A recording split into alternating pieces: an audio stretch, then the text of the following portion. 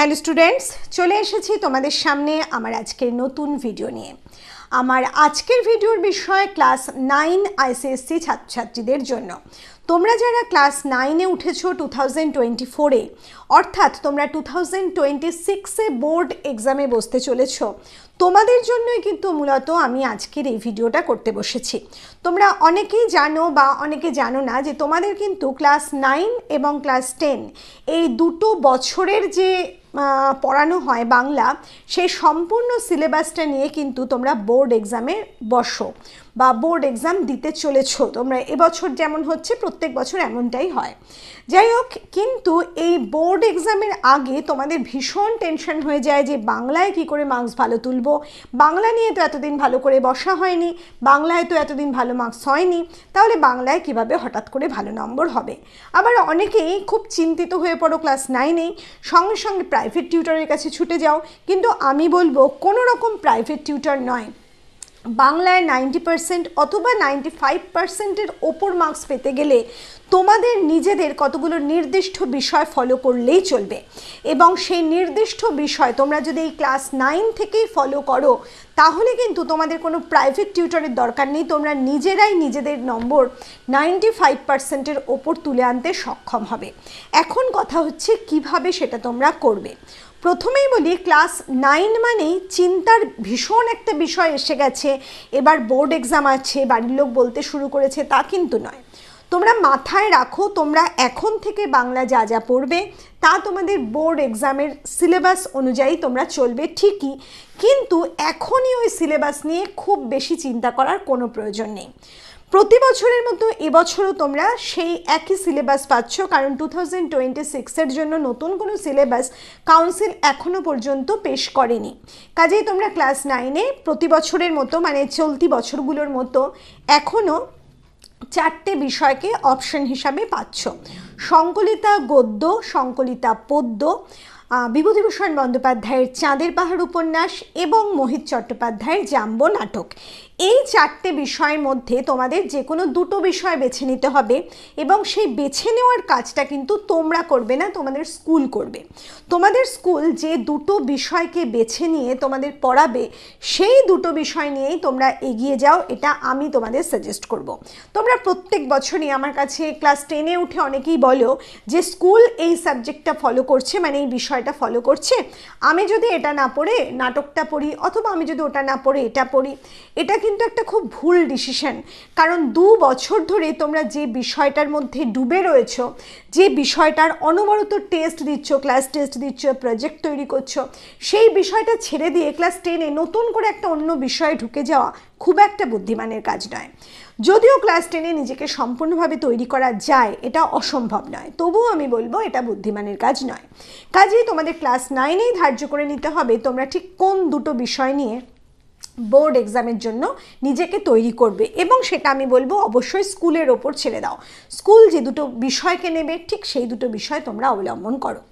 এবার তোমাদের যে কাজটা হচ্ছে সেটা হচ্ছে তোমাদের এই ক্লাস 9 থেকে হই হই রই রই করে সেই সাবজেক্টগুলোর ওপর ঝাঁপিয়ে পড়ার কোনো দরকার নেই। আমি আবার বলছি, কোনো প্রাইভেট টিউটর নয়, তোমরা তোমাদের সায়েন্সের সাবজেক্টস বা অন্যান্য বিষয়গুলোর ওপর নজর দাও, সেগুলো ভালো করে পড়ো, নিজেদের ভালো করে তৈরি করো। কিন্তু বাংলা বিষয়ে যে কাজটা এখন থেকে তোমাদের করতে হবে সেটা হচ্ছে ভালো করে রিড করার অভ্যাস করতে হবে বাংলা বিষয়, এবং লেখার অভ্যাস করতে হবে। কারণ তোমাদের মেন যে সমস্যা সেটা কিন্তু স্পেলিং মিস্টেক এবং নিজেদের বানিয়ে লেখার ক্ষমতাটা থাকে না বললেই চলে বাংলায়। ঠিক সেই কারণেই কিন্তু তোমরা যে মার্কসটা কম পাও সেটা মূলত সেকশন এতে রচনা, চিঠি অথবা গ্রামার পোর্শনে, অথবা তোমাদের এক্সট্রা কোনো বিষয় মানে সেকশন বিতে যদি ঘুরিয়ে কোনো প্রশ্ন আসে তোমাদের লিখতে গেলে সমস্যায় পড়তে হয়। এই বিষয়গুলো থেকে, এই সমস্যার থেকে মুক্ত হওয়ার জন্য তোমরা প্রথমেই যে কাজটা করবে এই প্রথম থেকে ক্লাস 9 থেকে, সেইগুলোই আমি আজকে তোমাদের সঙ্গে আলোচনা করব। প্রথমেই বলবো, তোমরা এখন থেকে প্রত্যেকটা বিষয় রিড করার অভ্যাস করো। তোমাদের সংকলিতায় 10টা গল্প আছে, সংকলিতায় 10টা কবিতা আছে। যাদের ফুল সংকলিতা গদ্য পদ্য আছে তাদের আলাদা কথা। যাদের সেটা নেই তাদের হয়তো কোনো একটা মানে পার্ট আছে, হয় গদ্য আছে নয় পদ্য আছে, তার সাথে হয় চাঁদের পাহাড় আছে অথবা নাটক জাম্বো আছে। যার যেটা আছে সেই বিষয়টা এখন থেকে প্রতিদিন নিয়ম করে যে কোনো একটা করে চ্যাপ্টার পড়ার অভ্যাস করো, একেবারে নিয়ম করে। এবং সেই সঙ্গে আমাদের চ্যানেলে তোমাদের প্রত্যেকটা চ্যাপ্টারের ওপর কিন্তু ভিডিও ইতিমধ্যে আপলোড করা আছে, সেগুলো নিয়ম করে দেখা অভ্যাস করো। তোমরা যদি একটা চ্যাপ্টার অন্তত 3বার 4বার ভিডিওটা দেখো এবং ওই চ্যাপ্টারটা 3-4 বার করে পড়ো, তাহলে কিন্তু ওই বিষয়টা তোমাদের একেবারে হাতের মুঠোয় চলে আসবে। এবং এর সাথে যে কাজটা করবে, সপ্তাহে অন্তত 2 দিন, আমি কখনো বলছি না সপ্তাহে প্রতিদিন তোমাদের করতে হবে, সপ্তাহে অন্তত 2 দিন, যদি অন্তত 2 দিন না পারো অন্তত 1 দিনও তোমাদের এই বাংলা লেখার অভ্যাসটা করতে হবে। সেই লেখার অভ্যাস কিভাবে করবে? তোমরা প্রতিদিন এই যে তোমাদের জীবন, সেই জীবনে অনেক কিছু ঘটনা দেখো, অনেক রকম বিষয়ের মধ্যে দিয়ে তোমরা মানে নিজেদের অতিবাহিত করো। সেই সব বিষয়কে নিয়ে তোমরা অনায়াসে যেমন ইংলিশে একটা প্যারাগ্রাফ লিখে ফেলো, ঠিক তেমনভাবে বাংলা লিখতে পারবে না আমি জানি, কিন্তু চেষ্টা করো লিখে ফেলার। অথবা তোমরা যে কোনো বিষয়কে অবলম্বন করে রচনা লেখার চেষ্টা করো, অথবা চিঠি লেখার চেষ্টা করো, কোনো আত্মীয় স্বজনকে নিজের একটা ডায়েরি করে ফেলো, একটা খাতা করে ফেলো বড় মাপের, তার মধ্যে নিজের মনের মতো করে লিখতে শুরু করো। এবং বাড়িতে যিনি বাবা মা আছেন অথবা বাড়ির বড় কেউ যে তোমাদের পড়াশোনা দেখেন, তার কাছে ওগুলো নিয়মিত চেক করাও যে সেখানে তুমি কি ভুল করেছো, বাক্য গঠনে ভুল করতে পারো, স্পেলিং মিস্টেক করতে পারো, সেই বিষয়গুলো একটু দেখিয়ে নাও। তারা তোমাদের যদি হেল্প করেন তাহলে কিন্তু তোমরা অনেকটাই এগিয়ে যাবে। আর যে রিড করার কথা বললাম, প্রতিদিন এই রিড করার কাজটা করতে হবে, সেটা তোমাদের পাঠ্য বিষয় থেকে রিড করতে হবে। যে কোনো বিষয়, তোমাদের যে গদ্য পদ্য আছে কিংবা নভেল আছে অথবা নাটক আছে, সেই বিষয়গুলো প্রতিদিন একটা করে বিষয় নিয়ে রিড করবে। এই যে রিড করার কাজটা তুমি করছো, সেই রিড করার কাজটা কিন্তু বাড়ির বড়দের দিয়ে বা বাবা বা মাকে দিয়ে কখনো করাবে না। এই কাজটা সম্পূর্ণ তোমরা নিজেরা করবে। যদি আটকায় অবশ্যই বাড়ির লোকের হেল্প নেবে, সেখানে কোনো সমস্যা নেই, কিন্তু কখনো কোনো মতে সেই রিড করার কাজটা অন্যকে দিয়ে করাবে না, নিজেরাই করো। হোঁচট খেয়ে যদি দাঁড়িয়ে পড়ো অসুবিধা নেই, আবার উঠে দাঁড়াও, কোনো সমস্যা নেই। তোমরা এই সময় যদি বারে বারে রিড করো, দেখবে ওই চ্যাপ্টারগুলো তোমাদের একেবারে হাতের মুঠোয় চলে এসেছে, কোনো সমস্যা হবে না। আর এইবার এই যে বললাম সপ্তাহে 1 দিন লেখার কাজ, সেক্ষেত্রে তোমরা যদি এই আনসিন বিষয়গুলো নিয়ে লিখতে সক্ষম না হও, তাহলে আর একটা কাজও করতে পারো, সেটা করা অত্যন্ত গুরুত্বপূর্ণ। সেটা করলে তোমরা যখন বোর্ড এক্সাম দিতে যাবে তখন বুঝতে পারবে যে আজকে আমি যে কথাটা বলেছিলাম সেটা তোমাদের বোর্ড এক্সামে 95%-এর ওপর মার্কস তুলতে কিভাবে সাহায্য করবে। সেই কাজটা কি? তোমরা তোমাদের পাঠ্য বিষয় থেকে যে কোনো একটা বিষয়ের উপর প্রতিদিন 20 থেকে 30 লাইন্সের মতো, প্রতিদিন না সরি সপ্তাহে 1 দিন লাইন্সের মতো নিজে দেখে দেখে লেখো, সম্পূর্ণ দেখে দেখে। আবার তোমাদের কিন্তু আর একটা গুণও আছে, দেখে দেখে ভুল করার অভ্যাস, সেটা কিন্তু একেবারে করলে চলবে না। একেবারে দেখে দেখে খুঁটিয়ে সুন্দর করে লিখতে হবে। যদি গদ্য বা নভেল বা ড্রামা থেকে লেখো সেটা তোমরা সেই মতো লিখবে, আর যদি কোনো কবিতা লেখো সেক্ষেত্রে সেই পোয়েমটা সম্পূর্ণ লিখবে দেখে দেখে। আবারও বলছি, বারবার বলছি, দেখে দেখে লেখার কাজটাই কিন্তু করবে। কোনো রকম লার্ন করে না দেখে লিখতে আমি বলছি না, একদম দেখে দেখে। এতে করে তোমার হ্যান্ডরাইটিংটা যেমন প্র্যাকটিস হবে, সেই সঙ্গে তোমার স্পেলিংটা অনেক দখলে চলে আসবে। কোন স্পেলিংগুলো? তোমাদের পাঠ্য বিষয় সংক্রান্ত যে সমস্ত স্পেলিং আছে সেই স্পেলিংগুলো। এরপরে ধরো সেই চ্যাপ্টারটা 2বার 3বার 4বার লেখার পর তোমার অনেকটা আয়ত্ত হয়ে গেছে। এবার তুমি বাড়ির কাউকে বলো সেই চ্যাপ্টারটা থেকে যদি কবিতা হয় সেই কবিতাটা না দেখে, অথবা যে চ্যাপ্টারটা তুমি লিখছিলে সেই চ্যাপ্টারটা থেকে যে কোনো 30টা লাইন বা 20 লাইন্স, সেই লাইন্সগুলো বাড়ির লোক তোমাদের পড়ে দিন এবং তোমরা সেটা শুনে শুনে লেখো।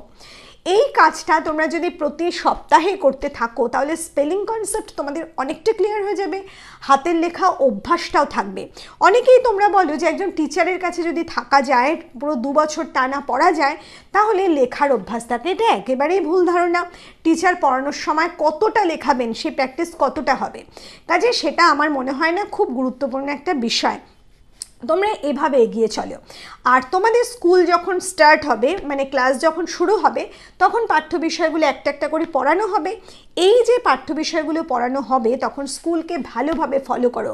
প্রত্যেক স্কুল কিন্তু নির্দিষ্ট কিছু নিয়ম মেনে তাদের প্রশ্ন উত্তর করান বা স্টোরিগুলো করান। প্রত্যেকের ক্লাস, প্রত্যেক স্টুডেন্টস যদি ভালো করে করে তাহলে কিন্তু সেখান থেকেও ওই বিষয়টা অনেকটা রপ্ত হয়।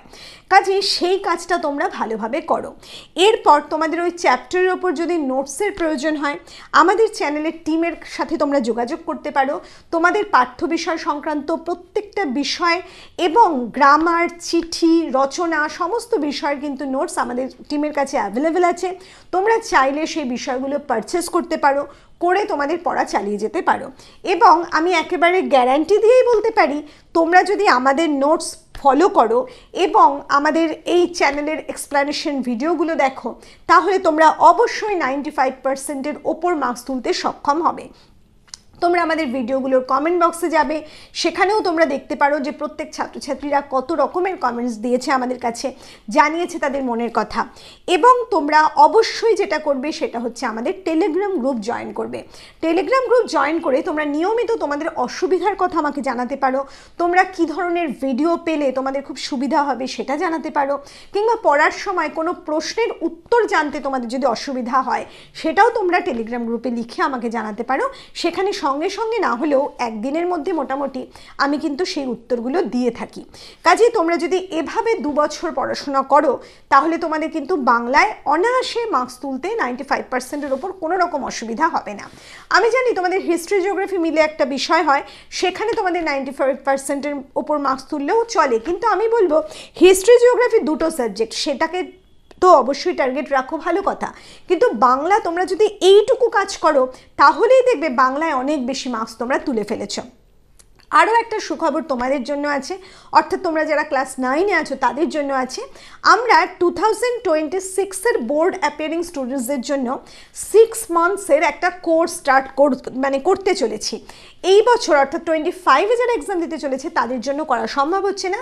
26-এ যারা বোর্ড এক্সাম দিতে দেবে তাদের সময় থেকে এই কোর্সটা স্টার্ট হবে। একটা ন্যূনতম রেমুনারেশন অবশ্যই তোমাদের থেকে নেওয়া হবে, অবশ্যই খুব কম, সেটা সারা বছরের মতো কিছু নয়, খুবই সামান্য। যাই হোক, সেটা নিয়ে তোমরা সেই কোর্সে জয়েন করতে পারো। মাত্র 6 মাস, ক্লাস 10-এ উঠে মাত্র 6 মাস সেই কোর্সটা তোমরা করতে পারবে, আমার সাথে ডাইরেক্ট ক্লাস করতে পারবে। এবং সেই ক্লাসটা এই জন্য করানো হচ্ছে একেবারে ইম্পর্টেন্ট চ্যাপ্টারগুলোর ওপর, ইম্পর্টেন্ট গ্রামার, ইম্পর্টেন্ট রচনা, ইম্পর্টেন্ট লেটারের ওপর তোমাদের সম্পূর্ণ প্র্যাকটিস করিয়ে দেওয়া হবে, যাতে করে তোমরা বোর্ডের এক্সামে গিয়ে কোনো রকমভাবে কোনো সমস্যায় না পড়ো। শুধুমাত্র সেই কথা ভেবেই কিন্তু এই 6 মাসের একটা কোর্স আমরা তোমাদের জন্য নিয়ে আসবো। কিন্তু তার আগে তোমাদের করণীয় কাজ হচ্ছে সেই চ্যাপ্টারগুলো ভালো করে পড়ে ফেলা। আমাদের নোটস প্রয়োজন হলে তোমরা অবশ্যই নেবে। আমি বারবার বলছি, আমাদের নোটসে কিন্তু সেইভাবে প্রশ্ন উত্তর তৈরি করা আছে যাতে করে সেই চ্যাপ্টারগুলোর থেকে যে কোনো ধরনের প্রশ্ন আসলেই তোমরা কিন্তু উত্তর লিখতে সক্ষম হবে। এরপর আমরা যাব গ্রামার বিষয়ে, যেটা নিয়ে তোমাদের সব সময় অত্যন্ত একটা টেনশন কাজ করে। সেই গ্রামারে তোমাদের যে বিষয়গুলো আছে সেটা অবশ্যই একটু দেখে নাও। তোমাদের ইম্পর্টেন্ট যে বিষয়গুলো সেগুলো হচ্ছে জ্যোতিচিহ্নের ব্যবহার বা পাংচুয়েশন, সাধু ও চলিত ভাষার মধ্যে পরিবর্তন, মানে সাধু থেকে চলিত অথবা চলিত থেকে সাধু ভাষায় পরিবর্তন, বাক্য পরিবর্তন, বাচ্য পরিবর্তন, এক কথায় প্রকাশ আছে, বাগধারার প্রয়োগ, বাক্যে বাগধারার প্রয়োগ এবং একই শব্দের ভিন্নার্থে প্রয়োগ, প্রায় সমুচ্চারিত বা সমুচ্চারিত শব্দ, ধন্যাত্মক শব্দের প্রয়োগ, বানান ও বাক্য সংশোধন, এগুলো হচ্ছে ইম্পর্টেন্ট বিষয়। প্রতি বছর তোমরা গ্রামারের যে কোয়েশ্চেনগুলো পাও সেগুলো কিন্তু এখান থেকেই আসে। এছাড়াও যে কয়েকটা এক্সট্রা বিষয় তোমাদের গ্রামারের মধ্যে ইনক্লুড করা আছে, কিন্তু আমি খুব একটা ইম্পর্টেন্ট বলে এখনও পর্যন্ত মনে করি না। সেগুলো হচ্ছে উপসর্গ, অনুসর্গ, তৎসম তদ্ভব বা বিদেশি শব্দের ব্যবহার, বিপরীত শব্দ এবং সমার্থক শব্দ। বিপরীত শব্দের ক্ষেত্রে তোমরা এই যে ক্লাস 8 পর্যন্ত প্রচুর বিপরীত শব্দ এবং সমার্থক শব্দ করেছো, সেখান থেকেও কিন্তু তোমরা কমন পেয়ে যেতে পারো। কাজে এই বিষয়টা নিয়ে অতটা ভাবার মতো কিছু হয়নি।